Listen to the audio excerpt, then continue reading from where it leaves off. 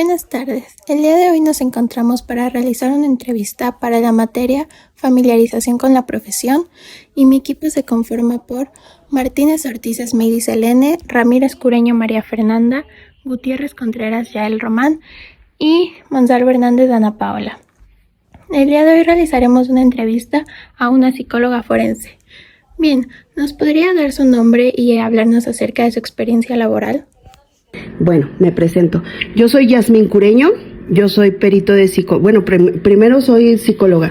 Hace 25 años que egresé de la Universidad Autónoma Metropolitana en Xochimilco. Soy psicóloga social.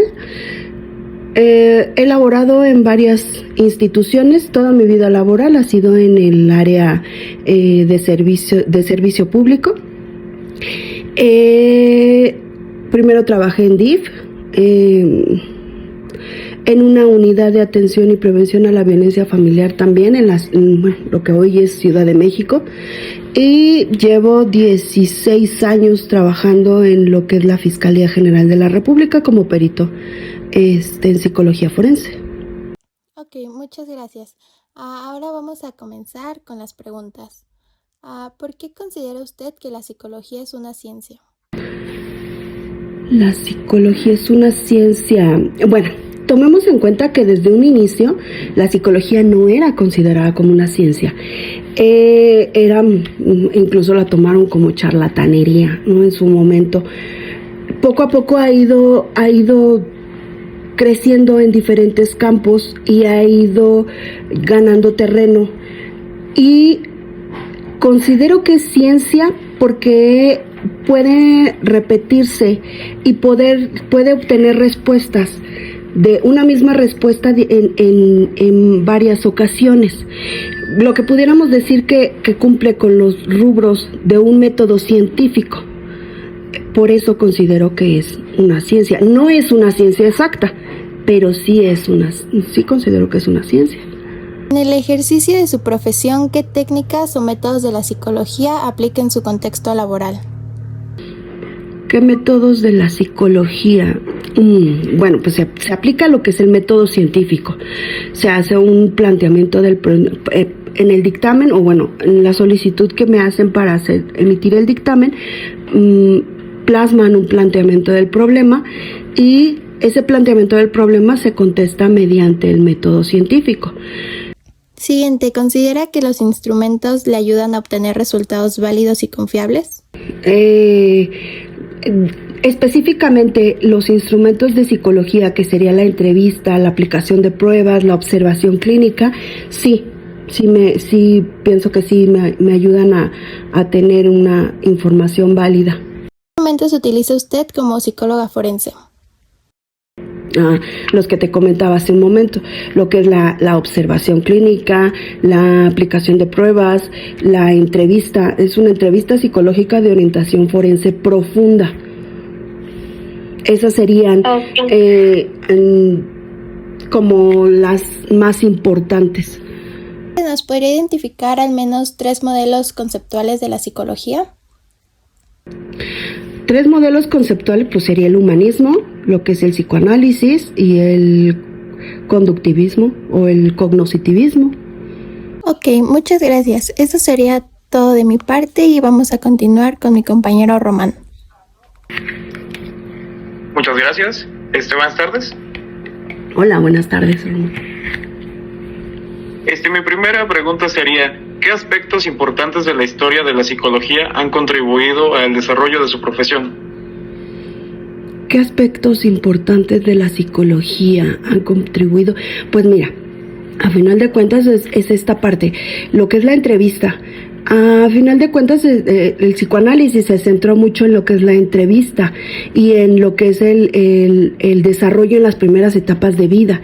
Creo que eso es algo que nos ha dado bases, no nada más en lo que es el psicoanálisis, sino para todas las demás corrientes, ¿no? El humanismo, el conductivismo, el cognoscitivismo. Entonces, esa es una de las herramientas que utilizamos mucho en lo que es la psicología forense, la entrevista. Como les comentaba en una pregunta anterior, nosotros utilizamos una entrevista psicológica de orientación forense profunda. En lo que es la Fiscalía General de la República, a nivel federal, nosotros utilizamos mucho esa entrevista. Precisamente por eso es que las evaluaciones que nosotros hacemos no son como de 5, 10, 15, 20 minutos ni una hora. Son 2 sesiones, a veces 3 o 4, dependiendo de la persona, de qué tanta información tenga para dar, y precisamente enfocándonos en esa entrevista, pero también en la aplicación de pruebas, que precisamente sería otra de las herramientas que utilizamos. Y la observación clínica. Esas serían como las más importantes. Mi siguiente pregunta sería, ¿qué conocimientos, habilidades y aptitudes se requiere para ser psicólogo forense? ¿Qué conocimientos, habilidades? Pues yo creo que una de las primeras, pues obviamente ser psicólogo, y posteriormente pues haber ejercido como psicólogo algunos años. Y yo creo que una de las más considero que es ser muy observador, pero también es ser empático. En cuanto a como ya las características más personales, creo que serían como esas. Ok. Mi siguiente pregunta ahora sí para usted. ¿Qué es lo que más le apasiona de su trabajo como psicóloga del área? Uy, a mí me gusta mucho lo que es la psicología. No nada más la psicología forense. Me gusta mucho la psicología en general, lo que es la clínica. Por 7 años ejercí como psicóloga clínica y eso es algo que también me gusta mucho. Como psicóloga forense, la mayor parte de mi carrera ha sido como psicóloga forense, pero me apasiona mucho pues esa parte de conocer y evaluar a las personas, evaluar de manera psicológica, ¿no? Y toda esa parte y ver cómo a final de cuentas, cómo hay una coherencia, a veces, ¿no? Pero se encuentra esa parte de coherencia o congruencia, o incoherencia e incongruencia, cuando una persona te está diciendo y todo va como acomodándose y realmente te está hablando de manera honesta, todo eso va cuadrando dentro del estudio.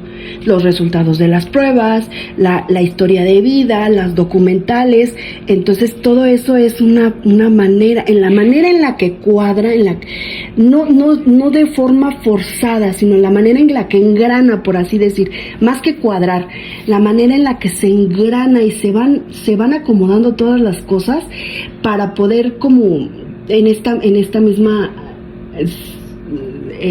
similar de un engranaje como un reloj, y que todo eso va marchando. Entonces vas conociendo y vas diciendo, bueno, pues sí, este rasgo pues es por esto, ¿no?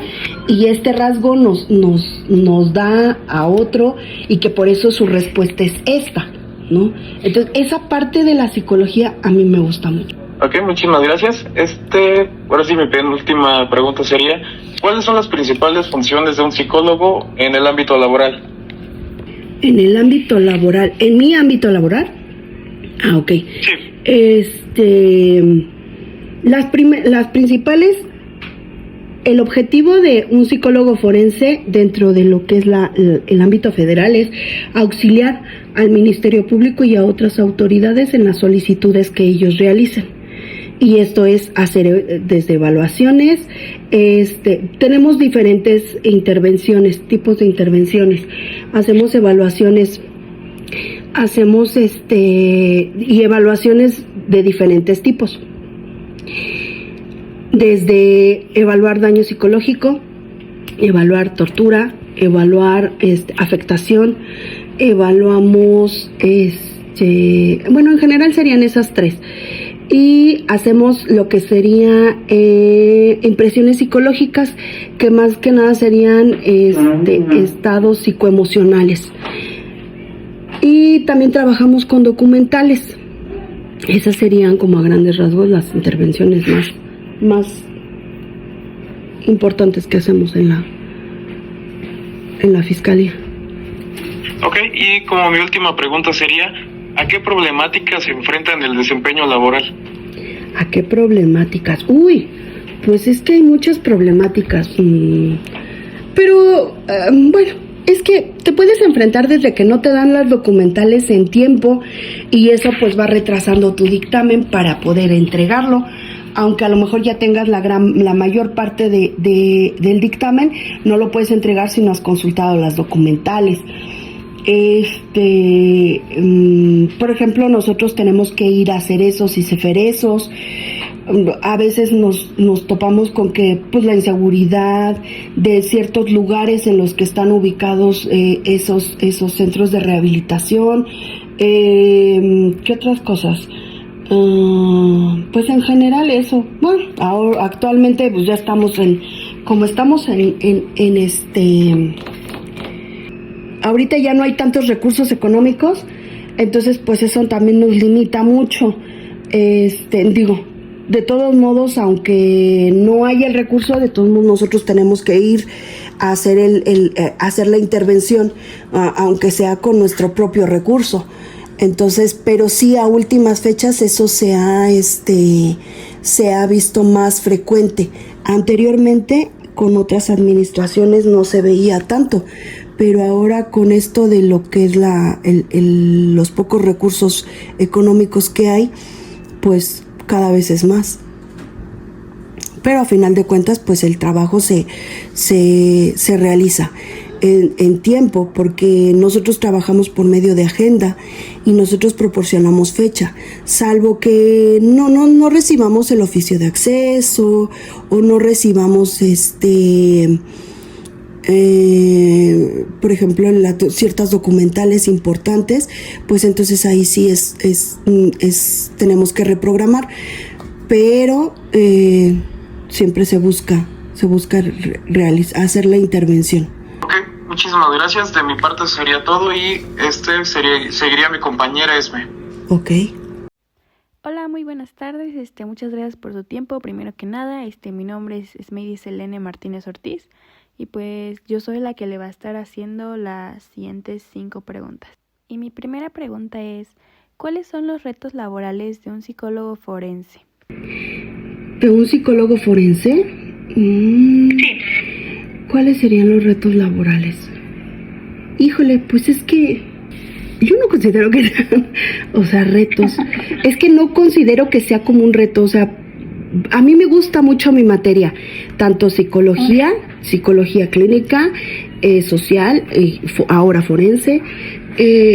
A mí me gusta mucho, entonces me apasiona tanto que yo no lo veo como un reto. Por ejemplo, hay dictámenes en los que tienes que involucrarte y leer más, que te sacan como de una zona de confort, ¿no? Entonces tienes que leer más, tienes que buscar información, buscar libros, checar bien el DSM-4, el DSM-5, checar el manual. Por ejemplo, mi manual, nosotros tenemos un manual, cada materia que de la fiscalía tiene un manual, checar el manual. Entonces a mí todo eso me gusta hacerlo, entonces yo no lo veo como un reto. A lo mejor sería como bueno, podría ser que sí, porque dices, bueno, este dictamen me está costando trabajo, porque precisamente, ¿no? Te saca de esa zona de confort, de decir, bueno, hay muchos que se hacen de daño psicológico, hay muchos que se hacen de tortura, y que te vengan a pedir alguna otra cosa, pues te saca de esa zona de confort, ¿no? Entonces, claro.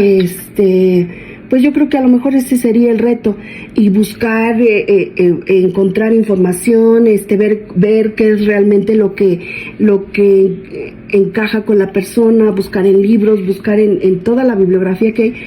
Pues eso, pues es interesante para mí. Entonces, yo creo que ese sería uno de los retos. Pues no sé, yo creo que el mayor reto es que pues te guste tu carrera, que te apasione tu carrera, para que no lo veas como algo pesado, como algo que te cueste trabajo, que se te complique demasiado. Bueno, yo creo. Sí, claro. Mi siguiente pregunta es, ¿cómo ha evolucionado el estudio e investigación de la psicología forense en México? En México, bueno, mira, te voy a hablar de mi experiencia. Yo, como les comentaba en un principio, yo salí de la carrera en el año 2000, o sea, estamos hablando que ni siquiera salí en los 90, salí en el 2000. Cuando yo me enfrento a lo que es el área laboral, realmente no había toda esta difusión que ahora hay, o toda esta... en tantos entornos en los que ahora está involucrada la psicología. Por ejemplo, en las escuelas no había psicólogos, en las industrias, no, en las fábricas no había psicólogos, un área psicológica. No había por ejemplo, quiero pensar que a lo mejor sí había en los centros de de reinserción social, pero en todos los demás ámbitos era más limitada el área de psicología, la materia de psicología. Apenas empezaba como a estar, a involucrarse en diferentes ámbitos. Entonces, cuando yo salí de la carrera, pues me tocó que o dabas terapia en un centro, llámese DIF, llámese, por ejemplo, en la Ciudad de México había como unos centros integrales de atención a la mujer, y algunos otros lugares, y era así como que lo más que se podía, y ahora no. Ahora, por ejemplo, hay psicología del deporte, hay psicología, o sea, muchos tipos de psicología. Digo, antes sí lo había, pero era más en teoría que en la práctica. Y creo que eso es algo que poco a poco se ha ido trabajando, cada quien desde su trinchera, para que esta parte de la salud mental sea reconocida y sobre todo sea tomada en cuenta y que se le dé la importancia que tiene. Mi siguiente pregunta es, ¿cómo se entrena la mente para no empatizar con un agresor, pero tampoco deshumanizarlo al analizar su perfil? ¿Cómo se entrena la mente? Bueno, mira, desde que estás estudiando psicología, aprendes, y sobre todo en clínica, que los problemas o los conflictos, las adversidades que trae la persona que va contigo como consultante, no son tuyos.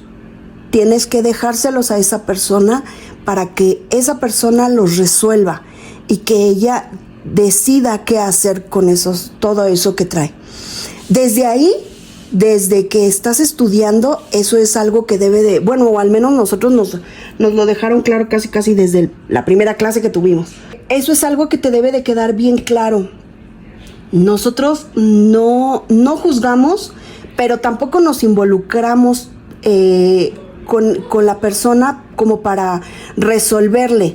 Tú le muestras, como terapeuta, le muestras todo el abanico de opciones que tiene, y esa persona va a decidir, una, si quiere ver esas opciones, dos, si quiere tomar esas opciones, y tres, si quiere hacer acciones con esas opciones que se le están dando. Entonces, desde ahí ya empiezas como esta parte. Ahora, nosotros en lo que, bueno, o al menos en lo que es el área de psicología forense, nosotros evaluamos. Mi trabajo es evaluar y determinar lo que son los rasgos y características de personalidad de quien está enfrente de mí. Entonces, no es como decir, bueno, voy a ayudarle, no doy terapia. En el área de psicología forense nosotros no damos terapia. Y pues obviamente, como no damos terapia, pues tampoco ahí es como esta parte. Nosotros evaluamos, pero pues tampoco, aun cuando dieras terapia, tampoco te puedes involucrar con la persona. Simplemente trabajas de manera objetiva. Ese sería el meollo, trabajar de manera objetiva. Tu trabajo es, como comentaba, determinar rasgos y características de personalidad de quien está enfrente de ti, de quién es la persona a evaluar. Llámese que sea probable responsable, llámese víctima, llámese testigo. Simplemente determinar esos rasgos y características de personalidad y hacerlo de la manera más objetiva, precisamente porque ese es uno de los pilares para poderle dar información a la autoridad que está solicitando ese dictamen. Ok, Ok, mi penúltima pregunta es, ¿cuál es su rol de usted en un caso penal? Mi rol, bueno, es que estamos hablando de, si estamos hablando de una carpeta de investigación, mi rol es eso, evaluar a una persona.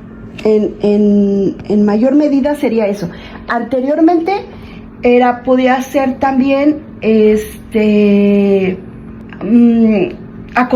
hacer acompañamiento a las víctimas, pero debido a que entró la Ley General de Víctimas ya no podemos hacer eso porque pudiera darse como contraponerse. Entonces, para respetar esa parte de lo que es la Ley General de Víctimas y que esta Ley General de Víctimas genera los centros de atención a víctimas, para ¿cómo se llama? No vernos, entrometernos en su trabajo, nosotros ya no hacemos ese acompañamiento, ya nada más hacemos evaluaciones. Si estamos hablando de en un juicio, generalmente somos igual, vamos a evaluar más bien, ya hicimos la evaluación y fungimos como testigos. El juez nos puede hacer preguntas, la defensa nos puede hacer preguntas y el fiscal nos puede hacer preguntas. Anteriormente también se podía hacer las asistencias o a los acompañamientos en juzgado, pero ya no, precisamente para no interponernos con los de atención a víctimas. Y también podemos, también ayudamos a lo que es damos asistencia técnica. Sí, serían asistencias técnicas para el fiscal. El fiscal, por ejemplo, le presentan una prueba y tiene dudas porque pues obviamente él es abogado, él no es psicólogo. Entonces solicita la asistencia técnica de, llámese un psicólogo, un médico, dependiendo. Si solicita del psicólogo, entonces él puede hacer uso de los conocimientos que nosotros tenemos para que lo podamos apoyar, ya sea en hacerlos un cuestionario de preguntas o incluso ir al juicio, pero ahí nosotros nada más vamos para asistir al fiscal, no intervenimos en esa, como asistentes del fiscal o como asesores técnicos.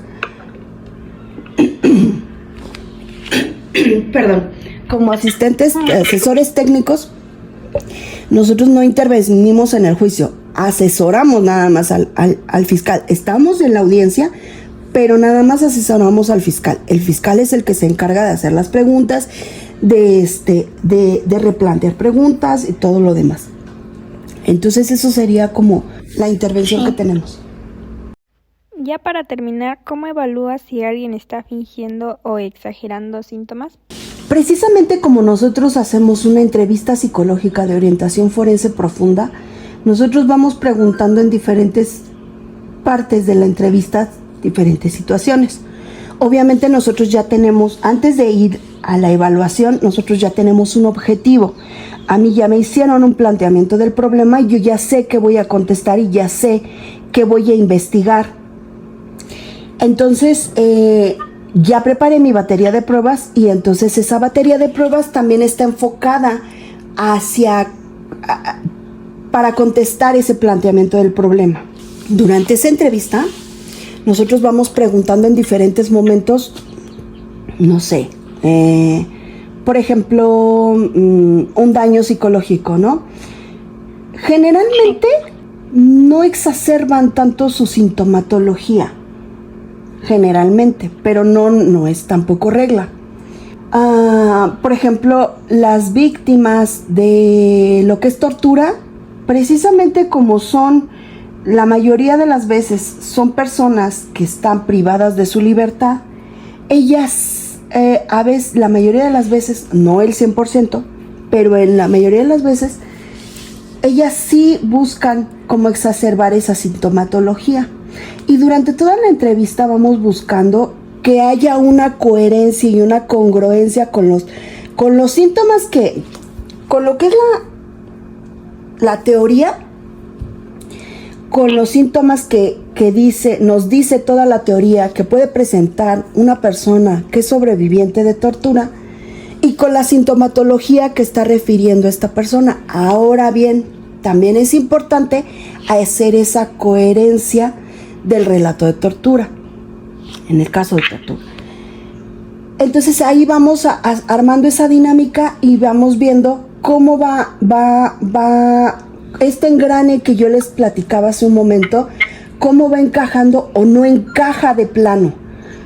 Y no es tanto como que a nosotros nos mientan, o sea, a final de cuentas yo no, mi objetivo no es ver si me mienten o no. Mi objetivo es ver y determinar esos rasgos de personalidad, y también mi objetivo es ver si esta persona, en el caso de tortura, si esta persona cumple con esas características que presentan quienes han sobrevivido a tortura. O, por ejemplo, en el caso de daño psicológico, si cumplen con esta parte de lo que dice la teoría, de lo que dicen quienes han escrito mucho sobre esa teoría, de las personas que han sobrevivido a un evento que puede llegar a generar un daño psicológico, ¿sale? Entonces ahí es donde vamos viendo si toda esa información que nosotros obtenemos en la entrevista, en las pruebas y con la integración de las pruebas, porque no nada más es una prueba, es la integración de todas esas pruebas, y esas mismas pruebas también nos van diciendo, esto sí va cuadrando o esto no va cuadrando. ¿Por qué? Porque cuando una persona busca, y las mismas pruebas también te dicen que hay quienes trataron como de manejar la información para poder buscar la aceptación de quien está aplicando esa prueba. Entonces los mismos resultados te van a decir si hubo ese manejo de información. Y por ejemplo hay ciertas características que se contraponen. Entonces ahí te da una idea. Ya cuando integras toda la información, lo que es la entrevista, lo que son todos los resultados de las pruebas y toda la integración y las documentales, cuando haces toda esa integración de la información, ahí es donde dices, bueno, esta parte sí concuerda y esta parte no. Entonces no es tanto, el objetivo no es tanto ver si te mienten o no te mienten. A final de cuentas siempre se les dice y se les solicita que sean lo más sinceros posibles, pero ahí es donde vemos si nos cuadra la información o no. Muchas gracias, eso sería todo de mi parte y pues gracias por su tiempo y por contestar mis preguntas. Buenas tardes, mi nombre es Fernanda Ramírez y yo le voy a estar haciendo las últimas 5 preguntas de esta entrevista. Mi primera pregunta es, ¿qué pasa cuando dos peritos llegan a conclusiones opuestas con la misma persona? Cuando hay dictámenes que se contraponen, ahí lo que entra sería un tercero en discordia. Así se le llama, es el término. Generalmente lo solicitan en lo que es la etapa de juicio. Y ahí lo solicita generalmente el juez. Ya por ejemplo,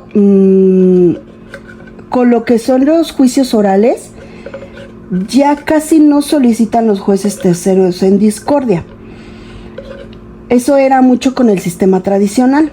Ahora con los juicios orales, ya el juez es quien evalúa esas pruebas, y cuando dos se contraponen, él es el que tiene que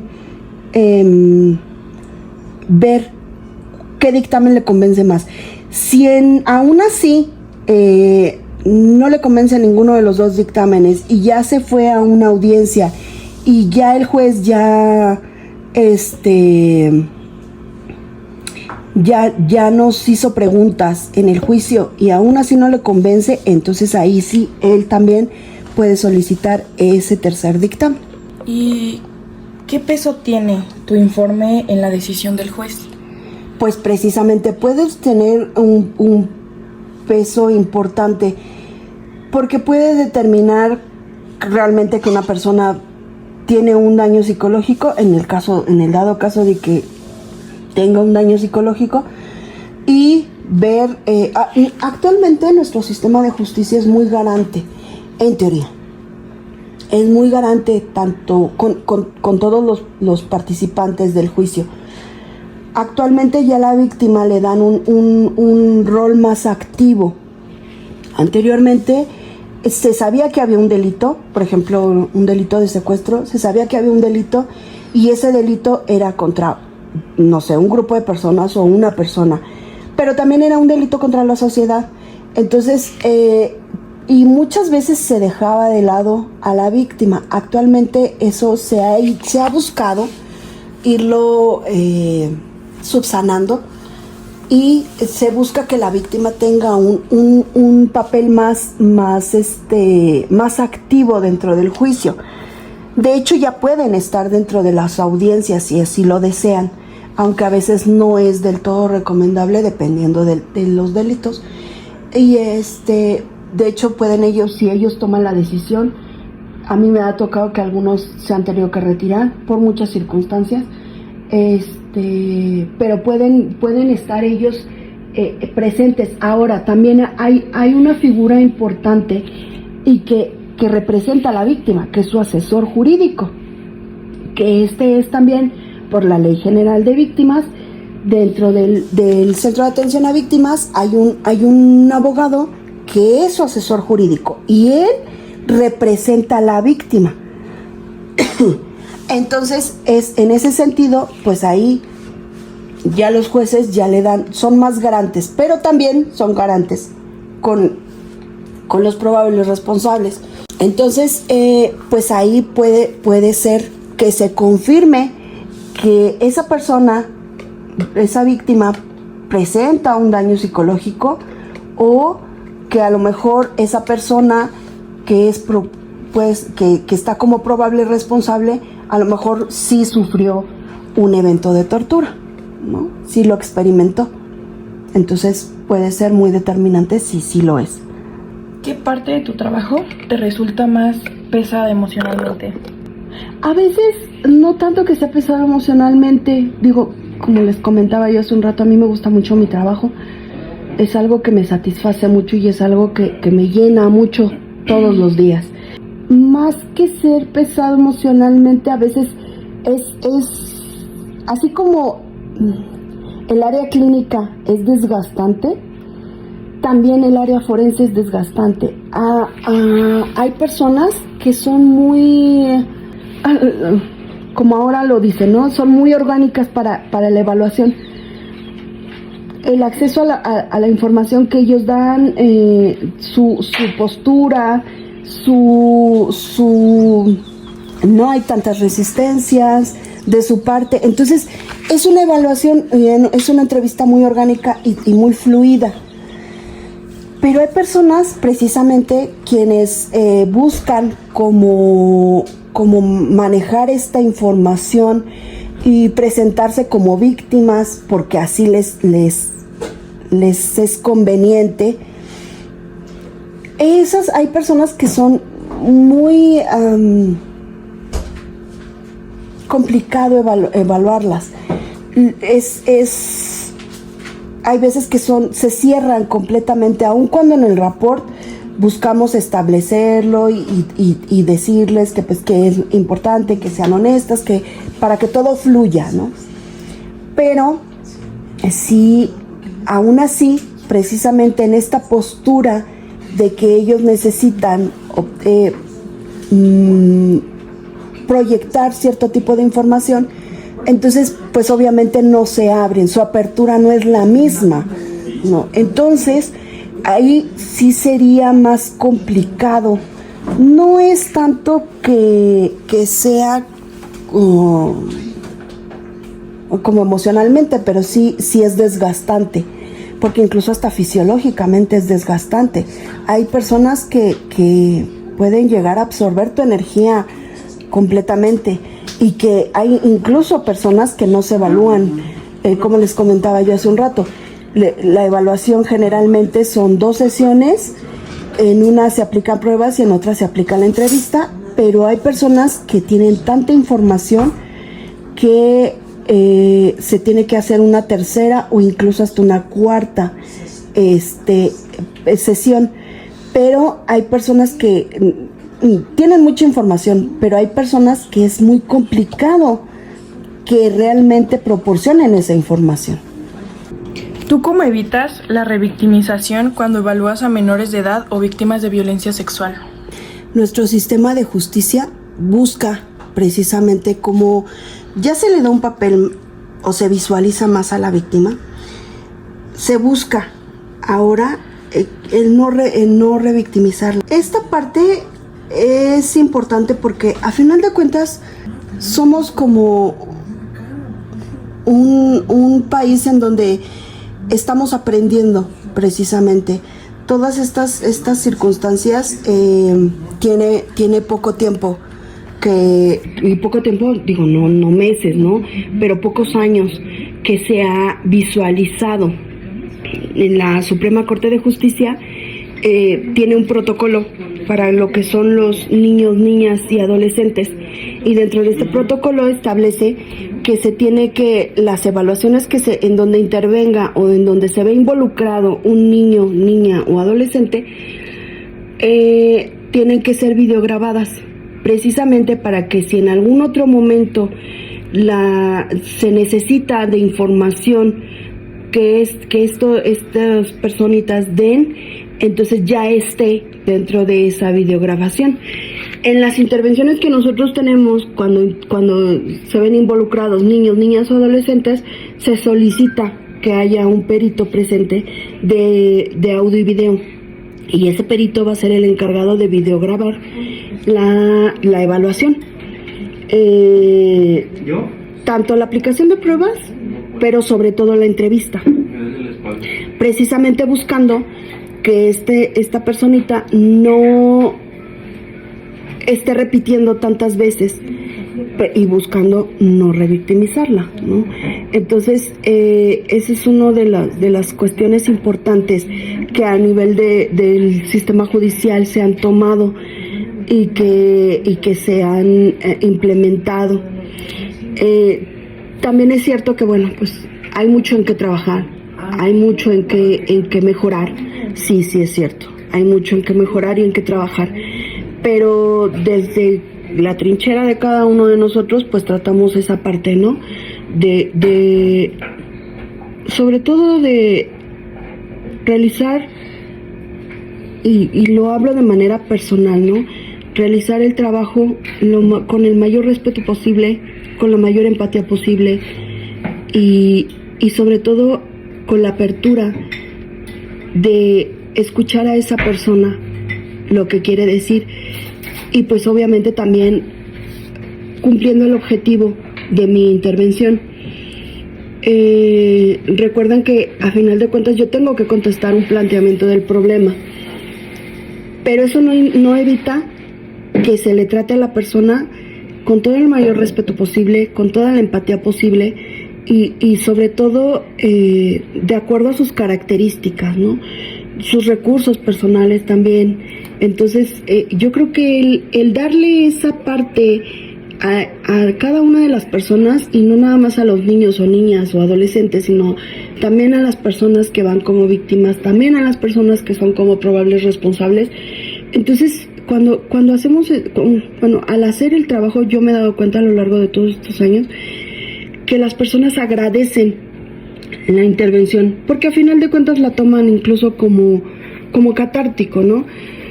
Los probables responsables lo toman como que realmente los están escuchando.